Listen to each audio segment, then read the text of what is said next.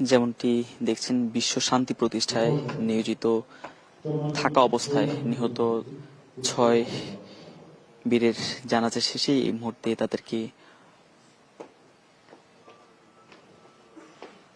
সম্মাননা দেওয়া হচ্ছে এবং তাদের শ্রদ্ধায় আমরা দেখছি রাষ্ট্রপতি, প্রধান উপদেষ্টা এবং সেনাপ্রধানের পক্ষে পুষ্পস্তবক অর্পণ করা হয়েছে। এ পর্যায়ে নৌবাহিনীর পক্ষে তাদের শ্রদ্ধায় পুষ্পস্তবক অর্পণ করা হচ্ছে এবং কিছুক্ষণ আগেই ঢাকা সেনানিবাসের কেন্দ্রীয় মসজিদ প্রাঙ্গণে তাদের জানাজা সম্পন্ন হয়।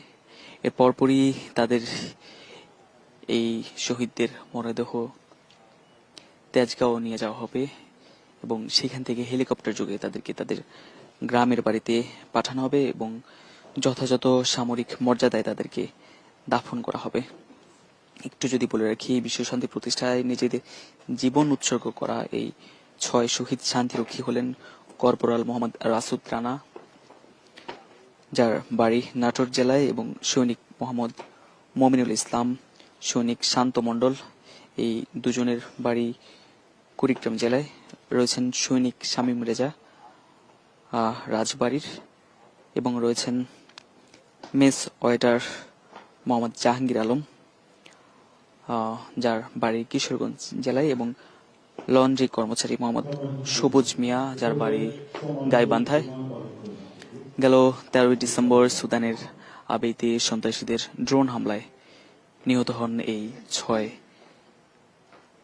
বিশ্ব শান্তিরক্ষী এবং গতকাল সকাল 11টার দিকে তাদেরকে দেশে আনা হয়। এর পরপরই আমরা দেখেছি 12টার দিকে হযরত শাহজালাল আন্তর্জাতিক বিমানবন্দর থেকে তাদের মরদেহ বহনকারী গাড়ি সেনানিবাসে চলে আসা হয় এবং আমরা দেখছি সেনা তত্ত্বাবধানে তাদেরকে বিমানবন্দর থেকে গ্রহণ করা হয় এবং এরপর সেনানিবাসে নিয়ে আসা হয়। আজ এই মুহূর্তে কিছুক্ষণ আগেই তাদের জানাজা সম্পন্ন হয়েছে এবং এই মুহূর্তে যে আনুষ্ঠানিকতা, সে আনুষ্ঠানিকতা শেষে তাদেরকে হেলিকপ্টার যোগে তাদের নিজ নিজ বাড়িতে পাঠানো হবে।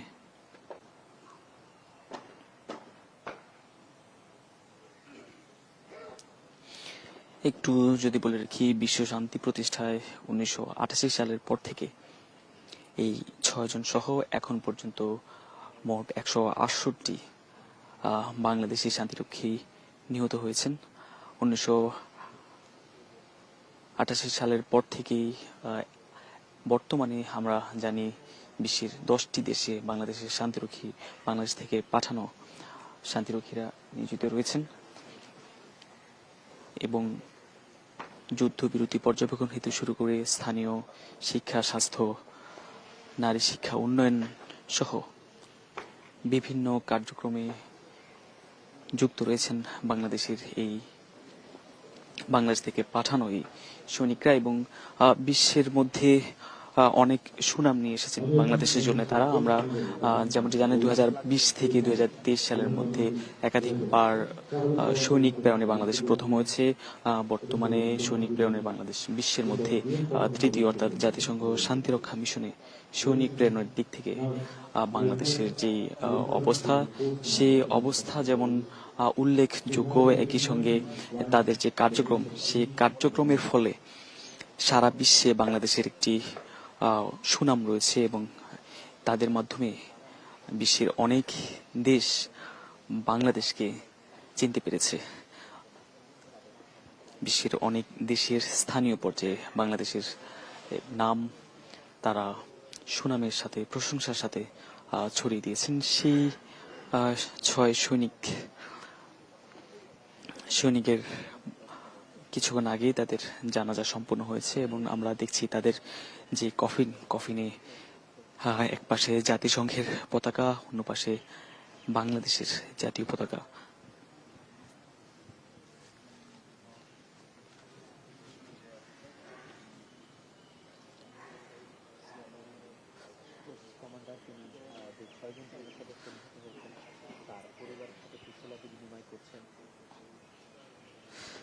যেমনটি দেখছেন, জাতিসংঘের পক্ষ থেকে যেই 6 বীর শহীদ, তাদের পরিবারের হাতে পতাকা তুলে দিচ্ছেন।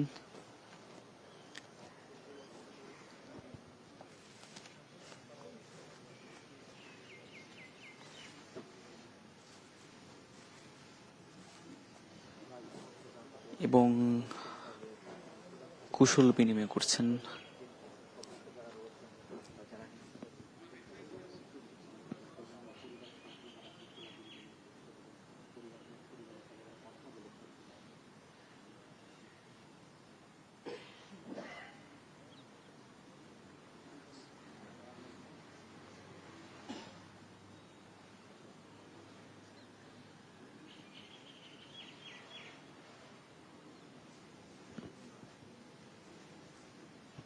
যেমনটি দেখছেন, জাতিসংঘ শান্তিরক্ষা মিশনে শহীদ হওয়া 6 বীর সৈনিকদের স্বজনদের হাতে জাতিসংঘের পতাকা তুলে দিচ্ছেন জাতিসংঘের পক্ষে কোর্স কমান্ডার এবং স্বজনদের সঙ্গে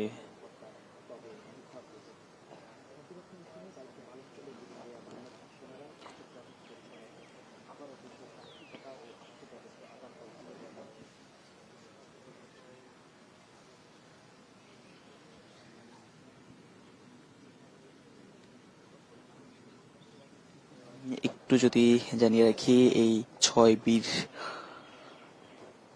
যারা বিশ্ব শান্তি প্রতিষ্ঠায় নিজের জীবন উৎসর্গ করেছেন, গেল 13 ডিসেম্বর সুদানে সন্ত্রাসবাদীর ড্রোন হামলায় তারা নিহত হয়েছেন। তাদের পরিচয়টা যদি একটু বলে রাখি, কর্পোরাল মোহাম্মদ মাসুদ রানা নাটোরের লালপুর থানার সালপুর বোয়ালপাড়া গ্রামে তার বাড়ি, এবং কিছুক্ষণ পরে তাদেরকে এই জায়গাটি থেকে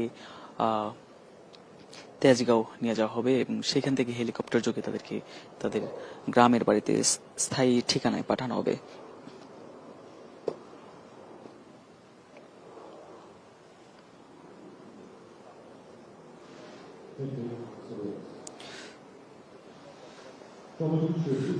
আমরা একটু যদি তাদের নামগুলো আবার বলে রাখি, কর্পোরাল মোহাম্মদ মাসুদ রানা নাটোরের সলালপুর উপজেলার বোয়ালপাড়া গ্রাম, রয়েছেন সৈনিক মোহাম্মদ মমিনুল ইসলাম কুড়িগ্রাম জেলার উলিপুর থানার পান্ডুল পোস্ট অফিসের অন্তর্গত উত্তর পান্ডুল গ্রামে তার বাড়ি, রয়েছেন সৈনিক শামীম রেজা রাজবাড়ির কালুখালী থানার হগলডিন গ্রামে তার বাড়ি, এবং সৈনিক শান্ত মণ্ডলের বাড়ি কুড়িগ্রামের তোগারাইহাট থানার সাতমাথায় পোস্ট